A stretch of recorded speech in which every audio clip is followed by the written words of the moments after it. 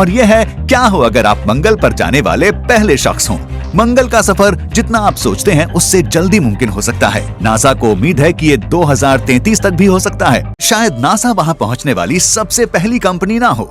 दूसरी कई अंतरिक्ष कंपनियां हैं जो लगभग उसी वक्त तक मंगल पर पहुंचने की कोशिश कर रही हैं। जैसी दौड़ 1960 के दशक में चांद के लिए देखी गई थी, बहुत हद तक मुमकिन है कि इस बार मंगल के लिए वैसी ही दौड़ देखी जाएगी। पर वहां जाना सफर का एक उबाऊ हिस्सा है। अब जब आप लैंड हो चुके हैं तो देखते हैं क्या होगा। आपका पहला काम होगा वहां बेस बनाना, और ये ऐसे ही कहीं भी नहीं बन सकता।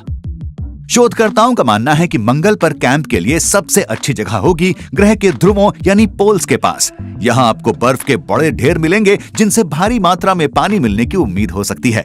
वैज्ञानिकों को लगता है कि बर्फ के इन ढेरों में लोहा और सल्फर भी हो सकता है, जिसे भविष्य में निर्माण के काम में इस्तेमाल किया जा सकता है, लेकिन वो बहुत लंबे वक्त बाद होना है।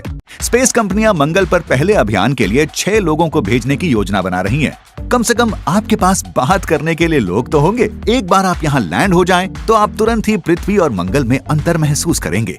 मंगल की ग्रेविटी पृथ्वी की तुलना में केवल 1/3 ही है। नासा का कहना है कि पृथ्वी पर जिस शख्स का वजन 45 किलोग्राम है, मंगल पर उसका वजन 17 किलोग्राम है। आप पूरे ग्रह में कूद सकेंगे, पर अगर आप केवल यही करने वाले हैं तो ये ट्रिप आपके लिए नहीं है। मंगल पर जाने वाले पहले लोग पहले के अंतरिक्ष यात्रियों से बहुत अलग होंगे।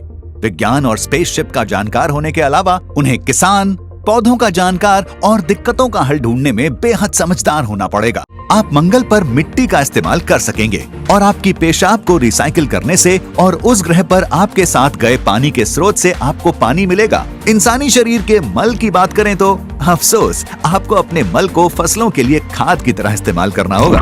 इसे कहते हैं रिसाइकलिंग। करीब 9 महीने की जांच, खेती और मंगल में खोज करने के बाद आप घर वापस आने का सफर शुरू करेंगे। ये एक तरह से आपके इस सफर का सबसे मुश्किल पड़ाव होगा। आप और आपके साथी इस मार्स असेंट व्हीकल या मैव यान में सवार होंगे। इसके बाद आपको मंगल के ऑर्बिट में घूम रहे एक बड़े स्पेसशिप के साथ इसे लाइन में लाना होगा, वो भी बिना किसी चूक। आपके स्पेसशिप तक का सफर आधे घंटे से कम में भी खत्म हो सकता है, या कुछ दिनों में भी। ये इस पर निर्भर करता है कि आप मैव का बड़े स्पेसशिप के साथ तालमेल बना पाते हैं या नहीं, और अगर ये ठीक तरह से ना किया जाए तो चीजें तेजी से बिगड़ सकती हैं।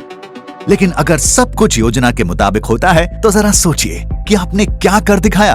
आप मंगल के पहले शख्स थे, और यहाँ कई महीने रहने के बाद आपने जो सीखा है उससे आने वाली पीढ़ियों को बहुत मदद मिलेगी इस लाल ग्रह में रह पाने में, वो भी हमेशा के लिए।